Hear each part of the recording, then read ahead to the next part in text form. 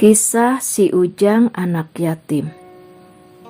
Poe anu paling diantos-antos saatos rengse saum dina bulan Ramadan nyaeta poean lebaran. Dina poe eta sagala kabungah tamplok. Komo keur barudak mah teu rek bungah kumaha atuda buruh puasa sabulan teh kacida dipupujuhkeunana ku mamah sareng bapa. Acuk, lancingan, sendal, sapatu, wareuteuh sadayana. Artos seueur merkis pamasihan ti mamah sareng bapa sareng wargi-wargi sadayana. Geus puguh ari tuangeun sareng leueuteun mah teu aya anu kurang. Pokona mah resep pisan. Tapi ayeuna bade nyarioskeun hiji kisah. Nyaeta kisah si Ujang nalika poean lebaran. Nalika dinten lebaran, Nabi Muhammad Shallallahu Alaihi Wasallam kaluar ti bumina mapah bade salat Id di lapangan. Katingal barudak, barudak istri, pameget nuju arameng, ngarobrol saruka bungah, raksukanana sararae, karasep garilis gararinding, nyandak artos seueur pamasihan ti ibu bapakna.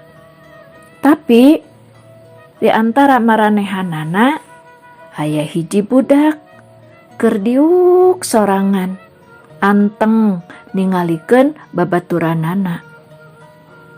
Bajuna compang-camping putut pisan, awakna begang jeung kuleuheuk.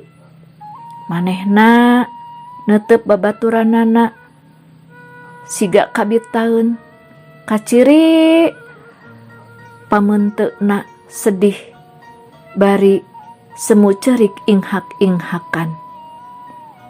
Ningal kitu lajeng Nabi Muhammad Shallallahu Alaihi Wasallam nyamperkeun manehna teras naros. Ujang, kunaon bet nangis? Jeung naha bet teu ameng jeung anu sanes? Si Ujang teu apaleun yen anu naros teh Nabi Muhammad Shallallahu Alaihi Wasallam. Teras manehna nyarita bari nangis sorakna laun. Bapak, abdi mah sedih pisan.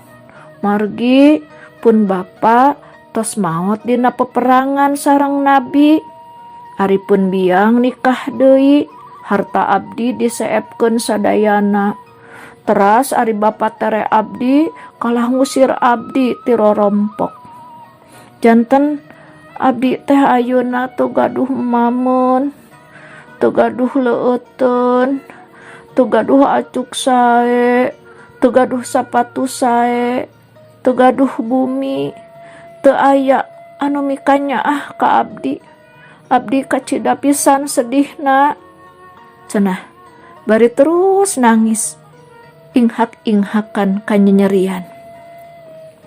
Nguping kitu Nabi Muhammad ngaraos sedih, lajeng anjeunna dongko bari ngusapan sirah si Ujang.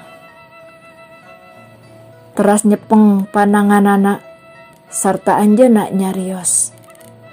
Duh dedeh teuing anaking. Ujang daek henteu. Ujang lamun bapa ayeuna jadi bapa Ujang. Ibu Aisyah jadi ibu Ujang. Ali janten paman Ujang. Hasan sareng Husein janten Aa Ujang. Sarta Fatimah janten Teteh Ujang. Ngadenge kitu si Ujang unggek kacida atoheunana. ayeuna mah manehna terang yen eta bapa-bapa anu naros teh si horeng Nabi Muhammad sallallahu alaihi wasallam. Saterasna si Ujang dituntun pananganana dicanda ku Nabi ka bumina, lajeng diibakan disalinan ku acuk anu weuteuh jeung sae, dipasihan emam jeung leueut teu nepikeun ka sina wareg, didangdosan rambutna sina disisiran nganggo sesengitan parfum. Si Ujang manikaling lap kasep pisan. Cik, geura ameng deui ayeuna mah, saur Nabi ka si Ujang. Si Ujang seuri atoh pisan.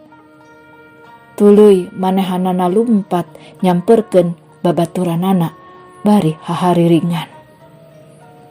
Ningali kitu teh babaturanana araneheun terus weh nanya ka si Ujang. Hei Ujang, tadi anjeun bet nangis. Tapi naha ayeuna anjeun seuseurean mani beungah kitu? Aya naon kitu? Si Ujang ngawaler. Tadi mah abdi nangis teh kulantaran abdi lapar, tapi ayeuna mah abdi tos wareg. Tadi abdi hampir ditaranjang acuk butut rubat rabet, tapi ayeuna abdi tos ginding diacuk sae tos ibak rapih sareng seungit. Tadi abdi mah budak yatim teu gaduh kulawarga nu mikanya tapi ayeuna mah abdi teh tos janten putra Nabi Muhammad, janten bapa abi. Ibu Aisyah tos janten ibu abi. Ali tos janten paman abi. Hasan sareng Husein tos janten aa abi. Fatimah janten teteh abi, cenah bari kacida gumbirana. Ngadenge kitu babaturanana nyarita. Duh, kacida bagjana nya lamun bapa urang oge maot sahid dina peperangan sareng Nabi seperti bapana si Ujang tadi. Kacarioskeun waktos Nabi pupus, si Ujang kacida pisan sedihna. Ceuk pikiranana moal aya jalma anu bakal mikanyaah deui ka manehna seperti nyaahna Nabi ka manehna. Tapi untung para baraya sadayana sahabat Abu Bakar enggal-enggal ngajadikeun si Ujang janten anak kukutna. Cak sakitu heula carita si Ujang anak yatim anu dipikanyaah ku Kangjeng Nabi.